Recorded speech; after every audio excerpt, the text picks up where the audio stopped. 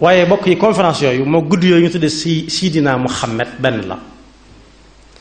ndax conférence boo xam ne waa ji koy def maa ngi jox cër boroom xam-xam bu baax boroom xam-xam maa ngi ko jox cër bu baax ñaareel ba sàppe si ci kanam ay jigéen a ciy toog sàppe see góor ñoo nekk ca jàkkaarloo ak jigéen ñi ci biir moom léeg-léeg mu dox ba dugg ci biir jigéen ñi ñu tàllal ko mu teg ci loxoom def ci poosam ba yàgg mu naan waa fee yëngutuwuñ ak waa fee yëngutooguñ ak ñii ñoo man ñee ak fee moo dàq fii loolu jën diine la loolu ñi ñuy déglu ñëpp am nañ ci wàll la ndax seenub liggéey la ma gàttal ko conférence yooyu itam